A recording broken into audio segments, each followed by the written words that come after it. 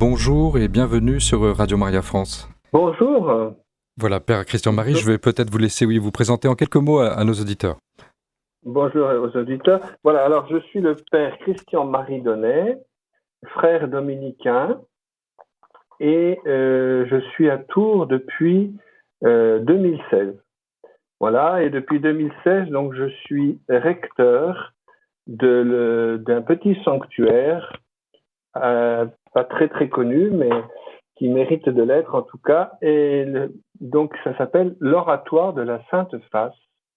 C'est au plein centre de la ville de Tours, et je suis moi-même, comment dire ça, je ne connaissais pas moi-même avant d'arriver, et j'ai été très touché de découvrir ce lieu en arrivant. Voilà, je vous laisse, je ne sais pas si ça suffit comme présentation, mais en tout cas, Oui, on pourra merci. approfondir après, voilà. Merci beaucoup, Père Christian Marie. Alors justement, on est là avec vous aujourd'hui pour découvrir cet oratoire de la Sainte Face. Je vais peut-être vous laisser un petit peu nous dire un peu son histoire, sa genèse. Alors, en fait, cet oratoire est installé là depuis 1876. Et cet oratoire a été érigé dans une maison privée. En fait, c'est dans un salon, dans le salon de monsieur Léon Papin Dupont, qui est aujourd'hui vénérable, donc du vénérable Léon Papin Dupont, qui était comment dire ça, qui était appelé par ses contemporains le saint homme de Tours. C'est un homme qui a eu une grande influence dans l'Église au XIXe siècle. Et cet homme avait installé, alors nous fêtons les 170 ans cette année, donc le mercredi saint de l'année 1851, il a installé dans son salon une image de la Sainte Face qui lui avait été donnée par les Sœurs du Carmel. Il a installé cette image donc près de sa cheminée, et comme c'était la Semaine Sainte, il a voulu l'honorer et il a placé devant une petite lampe avec de l'huile qu'il a laissé brûler, un peu comme on fait brûler la lampe devant le tabernacle, voilà, la lampe d'un sanctuaire. Et quelques jours plus tard, une jeune fille est venue le visiter et elle s'est plainte qu'elle avait mal aux yeux. Et M. Dupont lui a proposé de prendre un temps de prière devant l'image de la Sainte Face, et puis, inspiré par je ne sais quelle force, tout au moins après on a compris, mais au départ, il lui a proposé de prendre un peu d'huile de la lampe et de se frotter les yeux.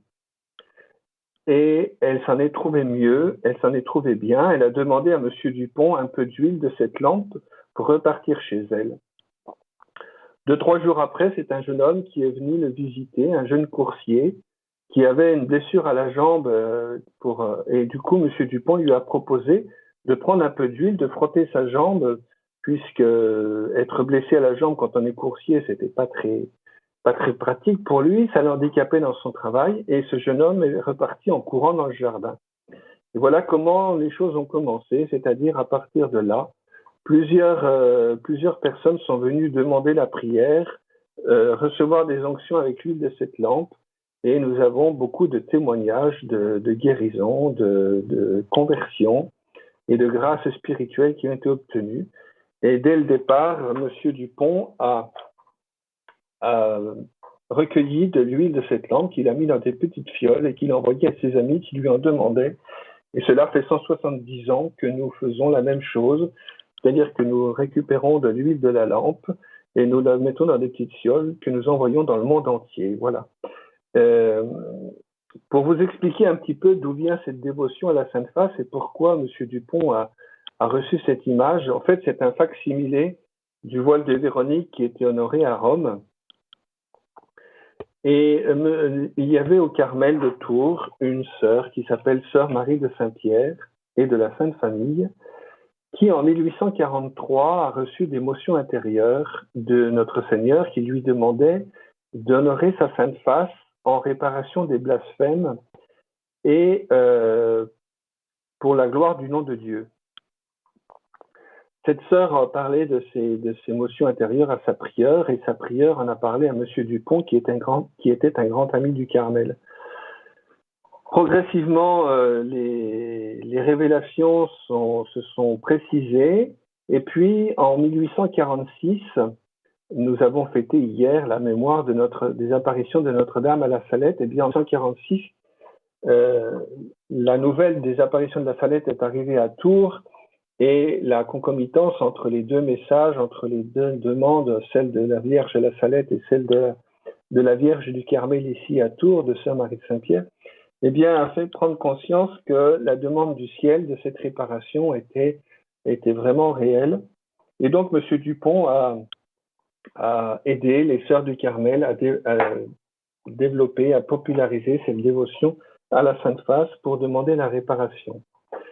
Et progressivement, donc, sensibilisé à cette dévotion, quand les images sont arrivées de Rome, ces facsimilés sont arrivés de Rome, eh bien, M. Dupont l'a installé dans son salon parce qu'il avait vraiment ce désir de cette réparation, de prier le Seigneur pour le salut des âmes. Voilà, un petit peu la genèse. Alors peut-être, Père Christian, avec vous, quelle est aujourd'hui un petit peu la place qu'occupe l'oratoire de la Sainte Face dans la communauté catholique, alors à Tours, dans la région? Quelle est un petit peu sa place? Alors, à Tours et dans la région, en fait, je dirais que d'une des prophètes dans son pays. Alors, évidemment, je vais me faire taper sur les doigts parce que les Tourangeaux vont peut-être pas apprécier.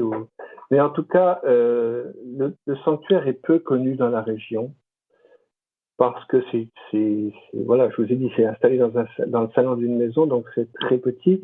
Mais en tout cas, il est connu des gens qui veulent trouver un havre de paix dans la ville et qui viennent se réfugier ici, au cœur de la ville, pour trouver du calme. Mais en fait, c'est un sanctuaire qui est très connu dans le monde entier, parce que, attaché à ce lieu, il y a une confrérie, une archiconfrérie de la Sainte Face, dont les membres associés s'engagent à prier en réparation des blasphèmes et pour la gloire du nom de Dieu.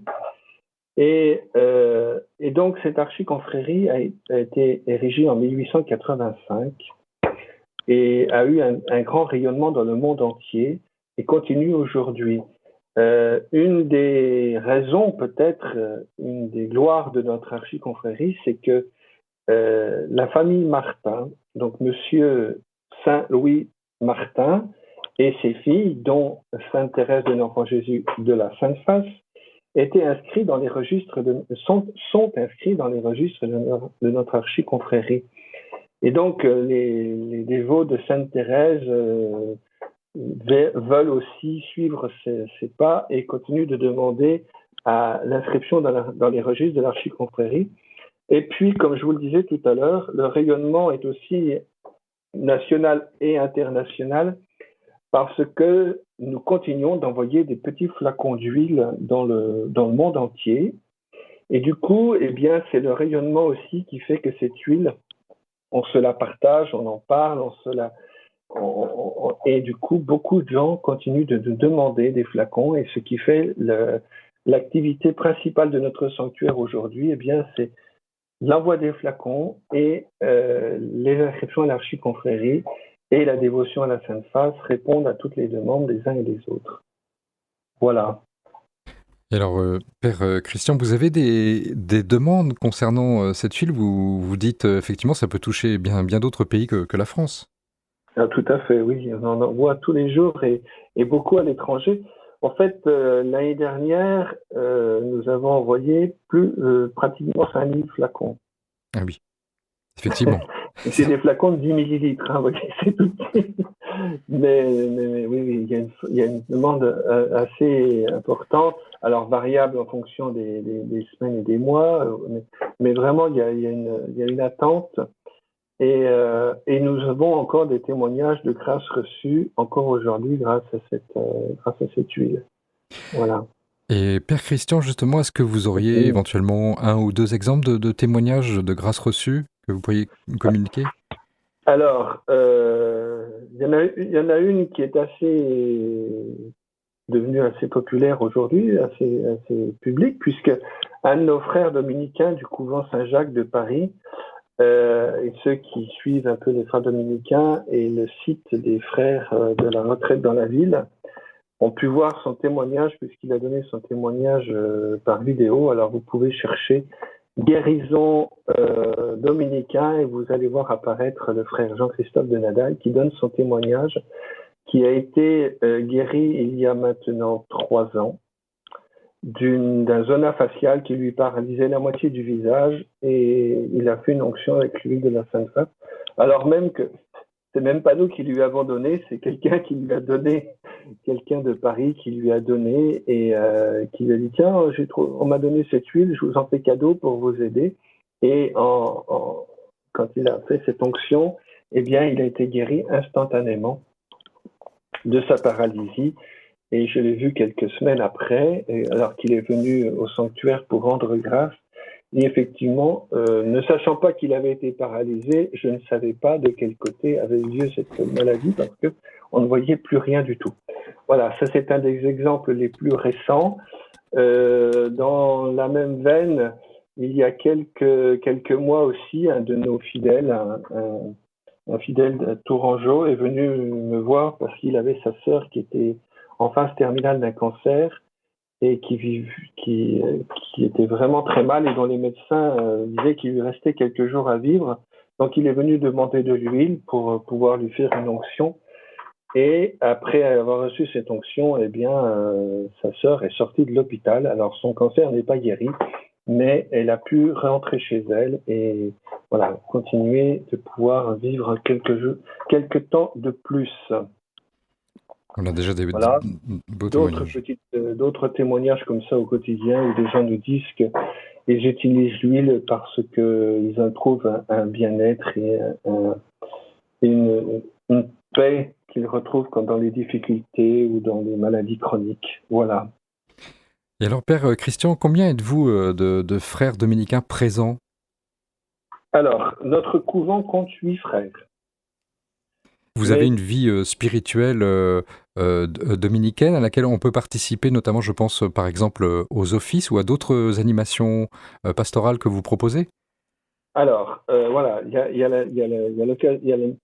la communauté et il y a l'oratoire. L'oratoire est la chapelle de la communauté. Il y a des activités qui sont peut-être plus spécifiquement liées à l'oratoire, mais en tout cas, les frères ne sont jamais très loin.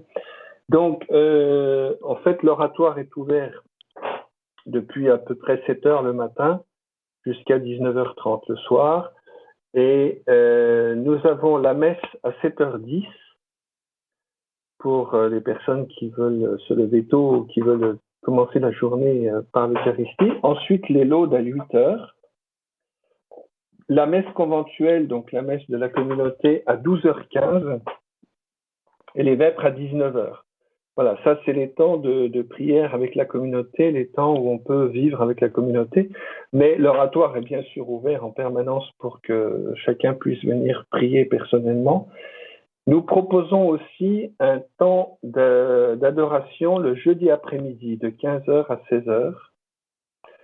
Et puis, je vous disais tout à l'heure qu'il y a donc cette archicontrairie liée au sanctuaire et la dévotion à la Sainte Face. Donc, chaque mardi, avant la messe de midi 15, nous prions avec les fidèles qui sont là, les litanies de la Sainte Face. Et chaque premier mardi du mois, nous célébrons la messe aux intentions des pèlerins qui sont passés dans le mois et aux intentions aussi des membres archicontrairie. Voilà, donc chaque premier mardi du mois. Alors le mardi, c'est le jour de la Sainte Face. Voilà, donc c'est pour ça que nous avons choisi le mardi pour ces prières spécifiques de dévotion et pour porter les intentions de nos fidèles et de nos pèlerins. Vous avez également donc des pèlerinages qui sont organisés au long de l'année? Alors, en fait, là, depuis le Covid, c'est un peu plus compliqué.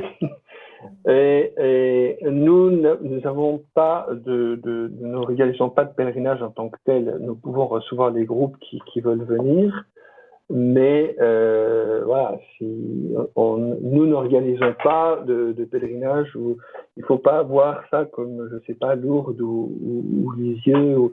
c'est très modeste chez nous. Donc, si des groupes veulent pas, en fait, nos pèlerins sont plutôt des, des couples ou des personnes qui passent seules, qui nous viennent de l'étranger, souvent, qui passent nous visiter une journée, une demi-journée, qui viennent passer un temps ici. Il y a parfois quelques groupes un peu plus importants ou constitués qui viennent pour passer une demi-journée ici. Mais nous n'avons pas de structure d'hébergement, nous n'avons pas de structure de restauration, donc du coup, ça limite un petit peu les temps et les possibilités de passer du temps. Oui. J'ai oublié de vous dire aussi tout à l'heure que nous avons chaque année le Triduum de la Sainte Face, c'est-à-dire les 3 jours où nous sommes un peu plus en festivité, et particulièrement le Mardi Gras. Le Mardi Gras, c'est le jour où nous fêtons la Sainte Face ici à l'Oratoire de Tours, parce que c'était le jour du carnaval, enfin c'est le jour du carnaval, et que Monsieur Dupont, donc le vénérable Léon Pépin Dupont, priait particulièrement et passait sa journée en adoration devant le Saint-Sacrement le jour du carnaval, justement pour prier en réparation des débordements qui se faisaient ce jour-là. Donc nous proposons le Mardi Gras, donc la messe solennelle de la Sainte Face à 12h15, et puis ensuite l'après-midi, un temps de vénération de la Sainte Face avec les prières le chapelet, les litanies de la Sainte Face et autres dévotions. Un chemin de croix qui a été composé par Monsieur Dupont et des choses comme ça. Voilà. Donc le Mardi Gras, ici, nous avons une journée particulière et nous ouvrons le carême avec un jour d'avance. Voilà. Alors, Père Christian, sur le plan spirituel, il y a toute cette dimension de réparation. De quoi qu'est-ce qu'il faut réparer, justement? Est-ce que vous nous dire un petit peu là-dessus? Alors, c'est un grand thème, c'est une grande thématique spirituelle, la réparation. La réparation, elle a été demandée pour la réparation des blasphèmes, c'est-à-dire pour tout ce qui touche l'honneur et la gloire de Dieu. La réparation, il faut voir ça dans une optique de justice et de satisfaction. C'est-à-dire que tout péché, tout blasphème, toute insulte contre le saint nom de Dieu blesse Dieu et du coup demande une réparation en satisfaction. Alors cette réparation, bien sûr, c'est Jésus qui l'a opérée par son sacrifice, par son offrande sur la croix dans sa passion. Et c'est le seul qui pouvait effectivement réparer nos péchés, apporter la satisfaction pour répondre à la justice pour tous les péchés que nous commettons, pour tous les péchés de l'humanité. Mais tout au long de l'histoire de l'Église, il y a eu aussi des âmes qui ont voulu s'associer à la passion du Christ, s'associer à cette rédemption, s'associer à cette réparation par leur prière, par leur pénitence, par tout ce qui peut être offert en petits sacrifices ou grands sacrifices pour réparer les offenses faites à Dieu pour sa gloire. Voilà. Et puis, nous voyons aussi qu'il y a une réparation qui se fait pour nous, c'est-à-dire que par sa passion, par sa mort et sa résurrection, le Christ répare en nous l'image et la ressemblance à laquelle nous avons été créés. Comme le dit le livre de Genèse, nous sommes créés à l'image et à la ressemblance de Dieu. Eh bien, cette image de Dieu en nous est abîmée, cachée, gâchée par le péché, et c'est pourquoi nous avons besoin que le Christ répare aussi cette image en nous. C'est ce qu'il nous offre par notre baptême, mais nous devons aussi accueillir la grâce qu'il nous fait, et en vénérant sa Sainte Face, nous venons aussi lui dire merci de ce qu'il a fait pour nous. Et bien sûr, j'imagine le sacrement de la réconciliation, la confession qui occupe une place centrale dans la... Alors, évidemment que tout ça, bien sûr, c'est la lié. C'est-à-dire que le Christ a fait sa part. Nous pouvons accueillir cette grâce et bien sûr, un des moyens de réparer en nous l'image de Dieu, eh bien, effectivement, c'est de recevoir le sacrement de la réconciliation parce que cela est effectivement nécessaire. Mais il y a aussi, pour s'associer à cette réparation, toutes les œuvres de miséricorde. Nous avons eu en 2016, donc cette année de la miséricorde, voulue par le pape François.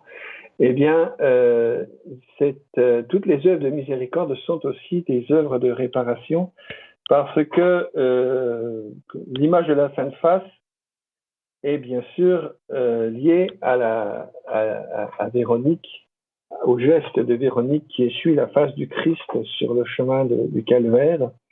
Cet acte de charité posé par cette femme, comme nous le rappelle la tradition, eh bien, est un acte de réparation des outrages faits au Christ. Et le Seigneur nous invite à imiter cette femme en venant nous-mêmes essuyer son visage. Alors nous pouvons venir essuyer son visage outragé à lui, notre Seigneur, mais comme il l'a dit dans l'Évangile et au chapitre 25 de Matthieu, tout ce que vous faites à l'un de ces petits qui sont mes frères, c'est à moi que vous le faites. Et le corollaire, tout ce que vous n'avez pas fait à l'un de ces petits qui sont mes frères, c'est à moi que vous n'avez pas fait. Donc toutes les œuvres de miséricorde, tous les gestes de charité que nous pouvons poser aujourd'hui autour de nous, qui sont des gestes qui essuient la face, le visage souffrant du Christ, eh bien, sont aussi des actes de réparation que nous pouvons poser à la suite de Véronique pour vraiment faire advenir le royaume et soulager la douleur du Christ, soulager ses souffrances dans ses frères en humanité. Et Père Christian, est-ce qu'il existe une ou des prières qui sont particulières à cette dévotion de la Sainte Face? Alors, il y en a une qui est très courte, en fait, qui est une invocation qui est proposée aux membres de l'archiconfrérie, qui est celle-ci. Seigneur, montre-nous ta face et nous serons sauvés. Donc ça, c'est une prière très simple, très courte, qui est tirée de l'Écriture et qui est inscrite au-dessus de la porte du tabernacle dans notre chapelle. Et puis, il y a une autre prière qui est liée à notre sanctuaire, qui était ce qu'on appelle la prière de la flèche d'or. Alors, la prière de la flèche d'or a été dictée par Jésus à la sœur Marie de Saint-Pierre parce qu'elle lui a dit que le blasphème est une flèche empoisonnée qui blesse continuellement son cœur. Et le Seigneur me dit qu'il voulait me donner une flèche d'or pour le blesser délicieusement et cicatriser les blessures de malice que lui font les pécheurs. Voilà le texte qui a été donné à sœur Marie de Saint-Pierre. Je vous le lis maintenant pour que nous puissions prendre ce petit temps de prière ensemble. Qu'à jamais soit loué, béni, aimé, adoré, glorifié le très saint, très sacré, très adorable, très inconnu, très inexprimable nom de Dieu, au ciel, sur la terre et dans les enfers, par toutes les créatures sorties des mains de Dieu, et par le Sacré-Cœur de notre Seigneur Jésus-Christ, au très saint sacrement de l'autel, ainsi soit-il. Ainsi soit-il. Amen. Voilà. Eh bien, écoutez, merci beaucoup en tout cas, Père Christian Marie, pour ce temps de partage et avoir fait découvrir à tous les auditeurs de Radio Maria l'oratoire de la Sainte Face. Merci Merci à infiniment. vous de nous aider à faire découvrir ce lieu et puis j'espère que nous aurons des contacts. En tout cas, vous avez vous-même, je crois, les contacts qui sont nécessaires pour relayer l'information si des personnes veulent nous rejoindre. L'adresse du sanctuaire, c'est Oratoire de la Sainte Face, 8 rue Bernard Palissy, 37 000 Tours. À Tours. Donc, vous appelez au couvent des Dominicains. Merci beaucoup. Merci beaucoup. Bonne fin de journée. Bonne fin de journée. Bonjour. Au revoir, Père. Que Dieu vous bénisse tous. Merci, au revoir.